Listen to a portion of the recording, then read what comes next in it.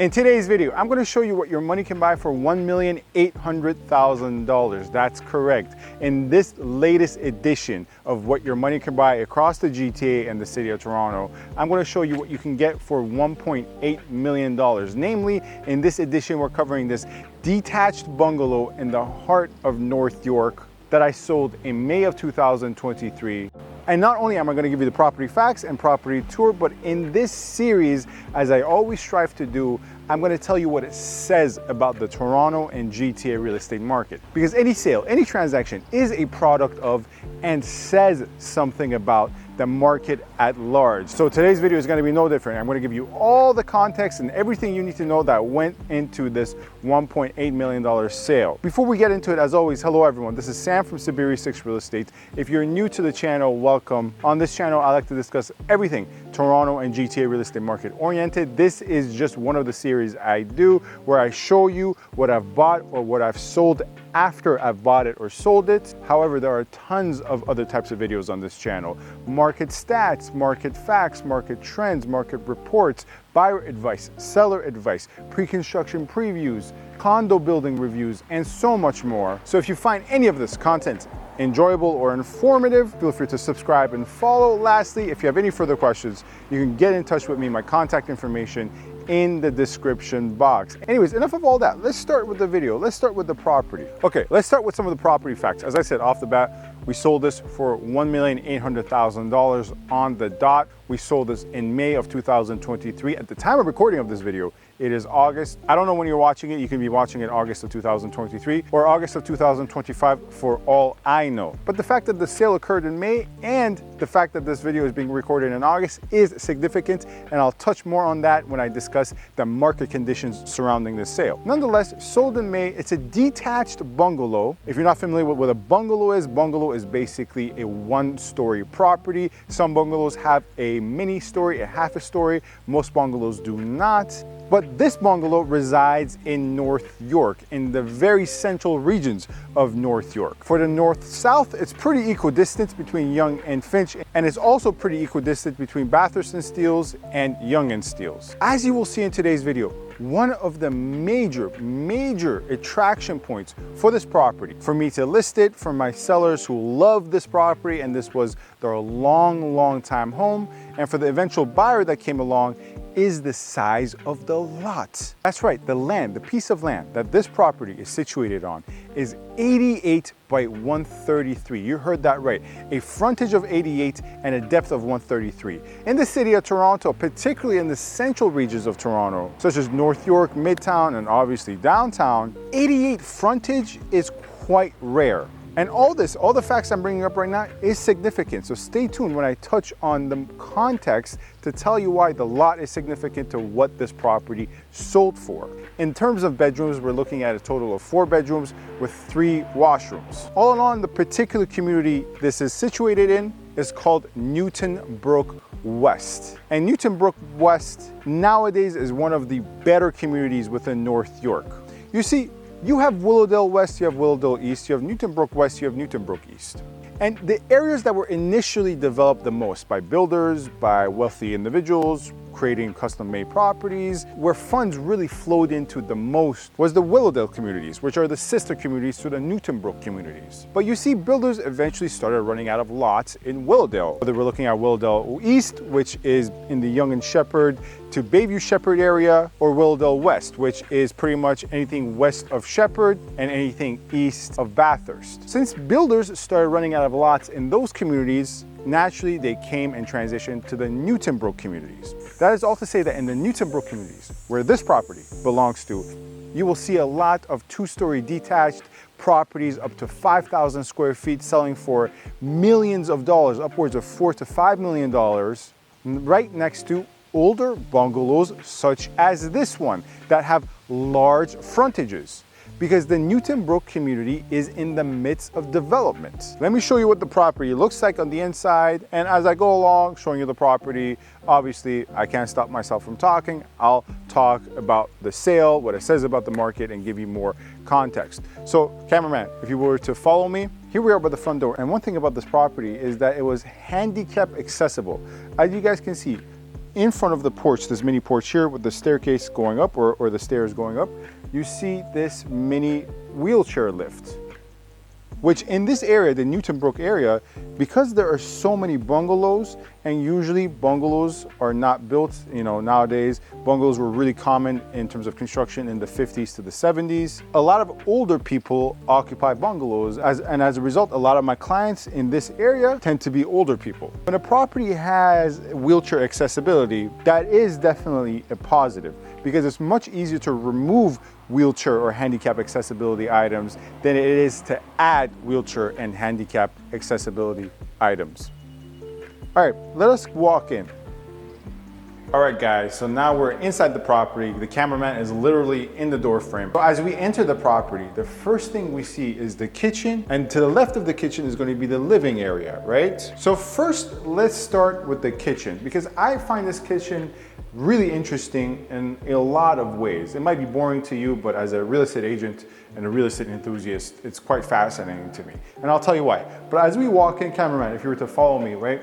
We enter the kitchen, and all of a sudden, we see the kitchen is not your typical modern kitchen. You see this type of layout where the kitchen is almost like a great hall, right? Cameraman, keep coming inside. You see the kitchen is not only in the middle of the floor plan, but it's quite spacious. It has high ceilings, and it's situated right in between the backyard, which in this case is kind of the side yard, and to my right, as I said, the dining room and the living room. And the further we walk into the kitchen area, right, it might be a little too short on counter space, but as I said once again, the fact that there's so much natural light that invades this kitchen, and the ceilings are so high, and it's so long, it almost feels like a great dining hall. All those attributes make it stand out. Now, obviously, as I say in this series, every video you watch of this series, whether it's the Mimiko condo I sold, the penthouse, or whether it is the townhome I just purchased, or all the other 10 editions of this series, I say that in 90% of the cases, we're actually filming the property after the sellers have moved out or before the buyers have moved in. So there's no staging furniture, but this was not staged because it was end user occupied. My clients, lovely people, were living here. As I said, the long time home. But the way they had everything designed in terms of how the kitchen bled into this room, which they were using as an office. There was a beautiful, beautiful antique piano, beautiful, beautiful office desk. And the way everything bled into the office here made the property stand out even more. And as I said, this type of layout, this type of floor plan is not common nowadays. Nowadays, it's very rare for new properties to have the kitchen in the middle of the floor plan. Usually they're towards the end of the property, towards the back of the property, especially in this price point and higher. But the fact that this was an older bungalow that had its original floor plan and had some minor work done, right? If you view the kitchen once again, you will see that the appliances were new, the countertops were new, but I digress. The fact that this was an older floor plan and everything was in great condition made this property stand out so much more. And then obviously the backyard, which is kind of the side yard and the backyard due to the way, once again, the floor plan is constructed. That's to say the pool and the yard kind of wraps around the property. And the backyard as well, just like the interior of the property, was in mint condition. A large pool, everything at the time of selling this property was clean and in working order. My clients took the utmost best care of this property. And directly in front of the backyard entrance, right, and to the left of the kitchen, is the first bedroom. We could have technically listed this property as a 5-bedroom. We did 4 bedrooms because that was being used as an office, but the office could be used as a bedroom. Here we have the first bedroom, right? And once again, everything in original condition. The color green on the walls is not exactly everyone's cup of tea nowadays, but that did not matter when we sold this property. And this is a great way to transition to talking about why it was important for me to mention that we sold this in May, because the Toronto real estate market thus far in 2023 saw its absolute peak in May of 2023. May of 2023 was where the market was at its hottest. Of course, you've probably heard me talk about this ad nauseum, as I do a video probably once a week talking about the market, such and such. But it's key to mention that we sold this at the absolute peak of the market at 1.8. Nonetheless, though, I'm confident in saying that the timing really helped us. As to why the market has significantly dipped into August, there's many reasons for that, but the numbers do not lie. Since May, on a month-over-month basis, for the most part, prices have been down, sales have been down or holding water. Same thing with new inventory. New listings have been down or holding water. While active inventory, active listings, guess what? They've been piling up. So this is all to say that when we sold this property, the market was in such hot conditions. Of course, still not as hot as the peaks of 2022, but they were the peaks of 2023 nonetheless. So those hot conditions made small items such as a paint job or the flooring that might be in great condition but a little bit older, not major issues whatsoever. Now, as we exit the first bedroom that I just showed you, and we walk through this kitchen that I just showed you, this wonderful, great hall of a kitchen, we're gonna now show you the living area, the dining room and the living area that came with this property. As I said, when I first started talking about this property at the front door, and you should be seeing the front door now, when you walk in, you see this beautiful kitchen, and then to the left of when you walk in, you see the living and dining as we have it here. And you might say, well, the living and dining seems to be a little too small as compared to the kitchen. Well, the way my clients were using the kitchen at the time was it had a breakfast area. So it did have a mini table. The dining table is where the cameraman is currently standing against the large window that looks onto the dining room. So they did have a dining room here, but they also had a mini breakfast area in the kitchen as well. Furthermore, remember, with these bungalows, the lots are huge. Oftentimes, the actual property on the lot would be on the smaller side, although this is not on the smaller side, this is actually pretty large for a bungalow. But the land, the backyard, in this case we have the pool, the front yard, the land itself would be huge. And it is the case here. It's once again 88 by 133. Don't get me wrong, it's not an acre or anything, but in central Toronto, that's still pretty impressive. But nonetheless, this is the living and dining right next to the kitchen. Of course, it may seem a little bit too dim because right now not all the lights are on. So as we transition to the bedrooms, and by the way, I'm staying in the corridor that greets you to the right of the kitchen and the right of when you enter the property. I hope I'm, making things a bit more clear in terms of the floor plan. Anyways, as we walk through this corridor, this is where we see the primary to my left, the second washroom, once again, full washroom to my right, and the third bedroom. Not by far, the third bedroom is the smallest, right? So let's start with this one, right? This is quite a bit of a small bedroom. It's actually sad and unfortunate because in a lot of newer properties, this would be the middle-sized bedroom. But for older property, this is quite small. And yeah, just a basic double or a single can fit here. It does have its closet, but obviously no ensuite. It does have a window that looks onto the backyard. Mainly here, we're talking about looks onto the pool. And it's decently bright for the age of the property, this bedroom. Now, cameraman, if you could back up a bit, right? Let's get a shot of this washroom here. This is the second washroom, right? The second full washroom. And some minor renovations happened in this washroom. The bathtub is mostly still original. The vanity was renovated, but the toilet was replaced not too recently, but not too far back. But all in all, this is the second washroom in the property. And then to the back of the cameraman, as we entered here, we have the primary. This is the primary. This is what they used to refer to as the master bedroom, right? And by far the biggest bedroom of all. Even if you want to count the office as a bedroom, which once again, it could easily be counted as a bedroom, this is even bigger than the office you just saw. And something that's from years, decades past is the ensuite in this bedroom. You have two sets of closet actually. You have one set of closet here, and then you have another set of closets here. So that's actually not common. And that's kind of, once again, not common for this day and age. But another thing is the ensuite. You might be wondering, well, where's the ensuite? The ensuite is here, and it's quite tiny.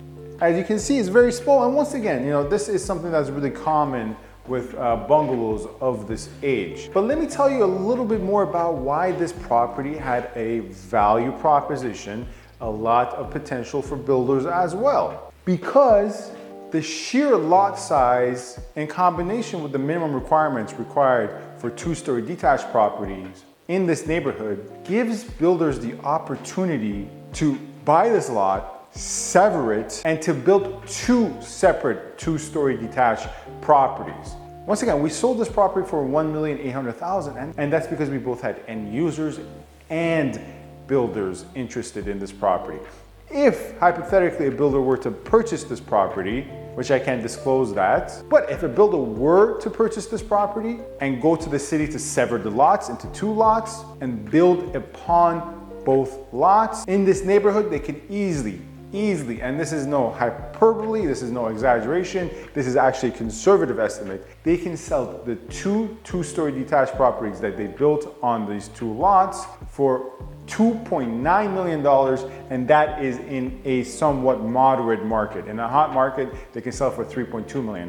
So do the math. If they bought it for $1.8 million, and all the permits, all the paperwork to knock down the property, to sever the lots, to cut off gas line, to get the building permit, to build, I don't know how much per square foot we want to assume, but let's say $400, $500 per square foot. All in all, when you do the math, even with all the expenses and costs associated with it, if they end up selling the two properties for 2.9 to 3.2, it's well worth the purchase price at 1.8. And similarly for end user, if it was an end user who purchased this property, which once again I cannot disclose, the property itself is a bungalow, it's older property type, but it's in such pristine condition that itself, the property, the structure upon the land, and the land would appreciate substantially in the next 5 to 10 years because no one is purchasing this for a quick flip. If an end user were to purchase this property, it would be for 5 to 10 years. And guess what? A lot this size, a property in this good a condition, maybe do a paint job, maybe install some pot lights, maybe do the flooring, would easily appreciate in a 5-year timeline, let alone in a 10-year timeline. So when you have a listing like this, as I was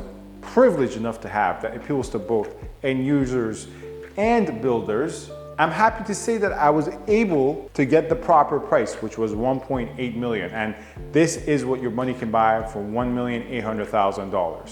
As always, this is Sam from SaberiSixRealEstate and Remax Wiltshire Realty Inc. Thank you very much for watching this video. Feel free to subscribe and follow. For more, you can find my contact information in the description box. Thank you and stay safe.